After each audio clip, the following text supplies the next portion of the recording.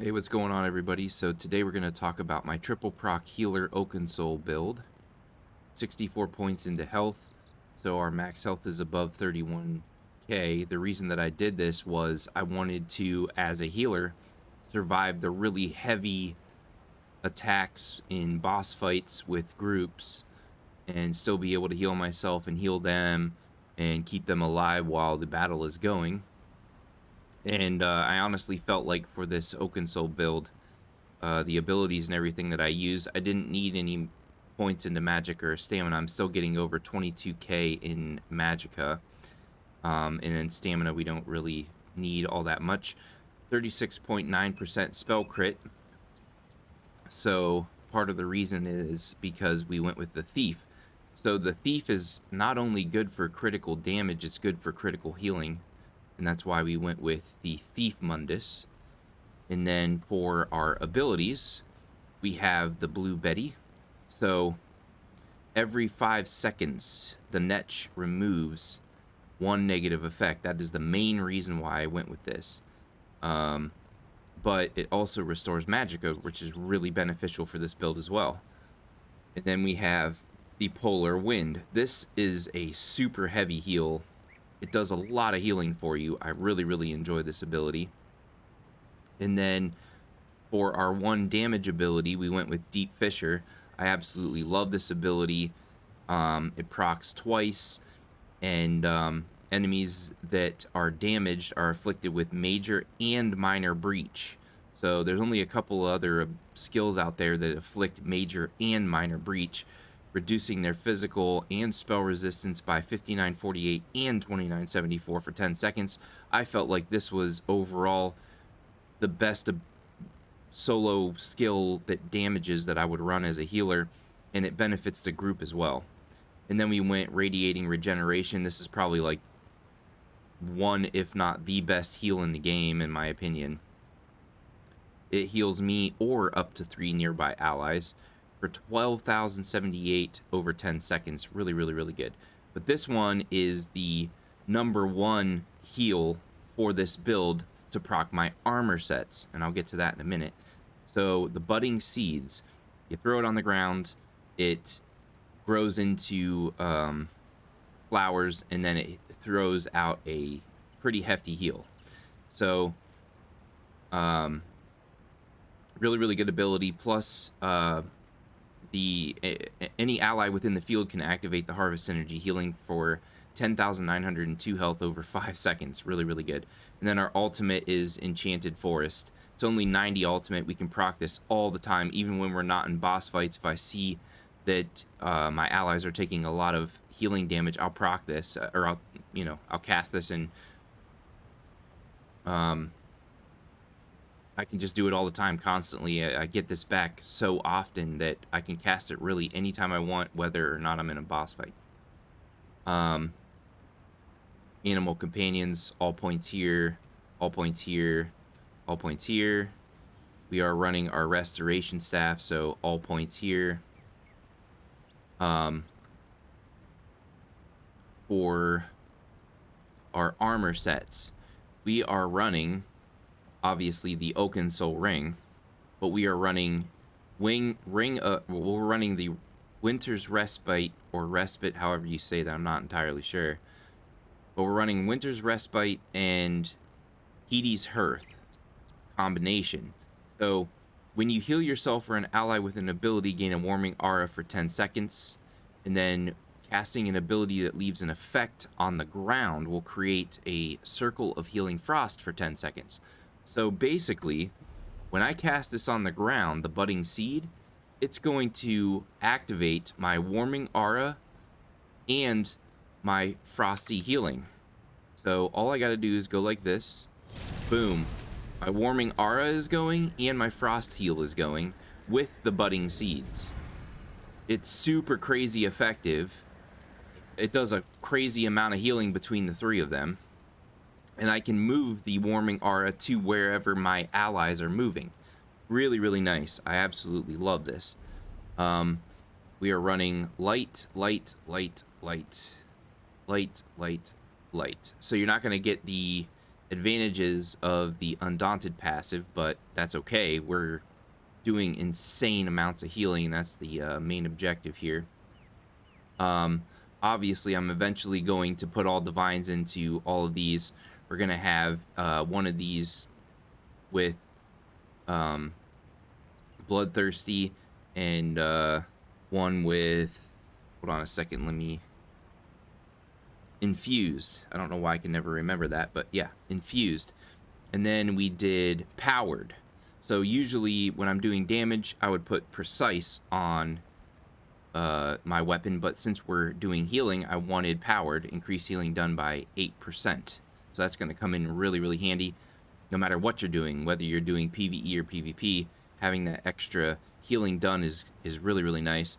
When I run through in battlegrounds with this character, I can do sufficient damage because of the Oakensoul ring and because of my Deep Fissure, doing pretty sufficient damage, and I'm able to really easily keep the group alive even in battlegrounds. So really, really nice set combination.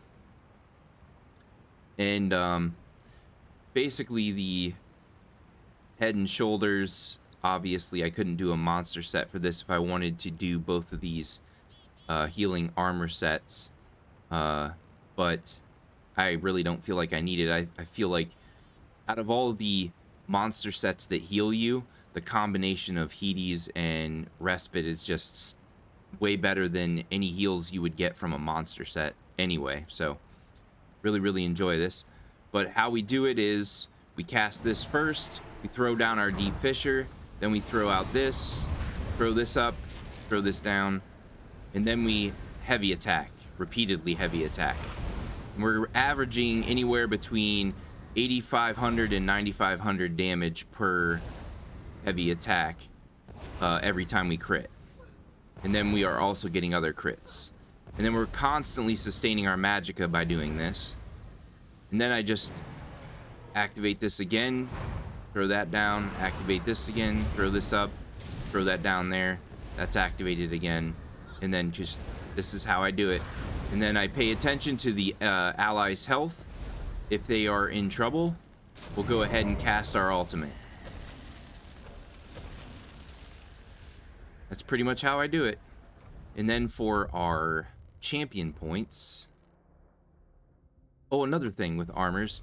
Yeah, I don't know if I said this or not, but yeah, eventually change all these to divines.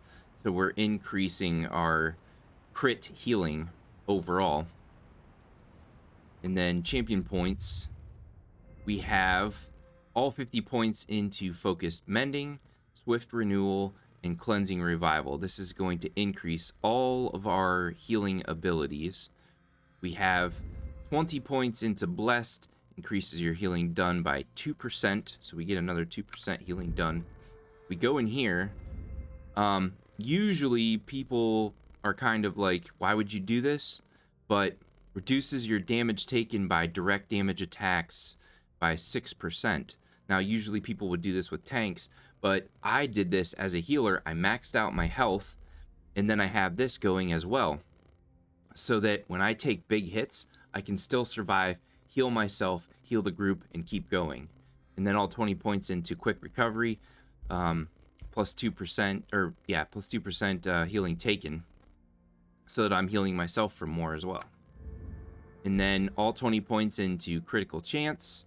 And then over here in Extended Might, 10 points. Eventually we're going to max this out, but I wanted to make sure to get down here as soon as possible. The 100 weapon and spell damage to magical attacks. I want to bump up how much damage I'm doing, but how much I am healing too.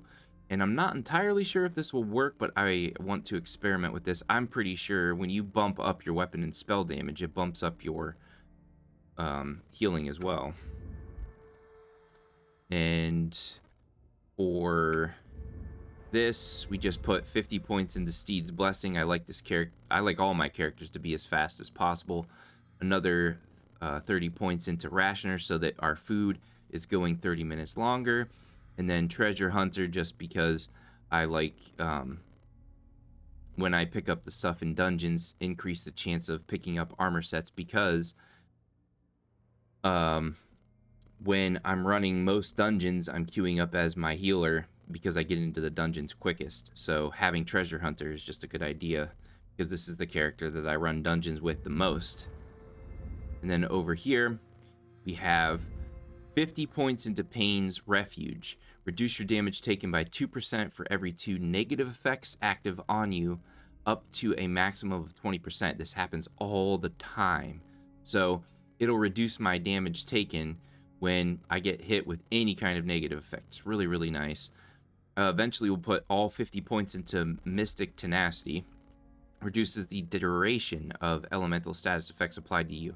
So this is going to come in really handy. This is going to help me survive, get myself healed back up, get the group healed back up.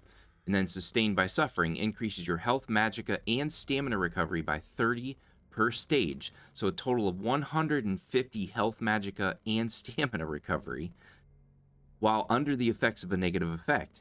So any negative effect I have on me, I'm going to get a buff in all of my recovery, making it even easier for me to heal sustain myself and heal sustain the group.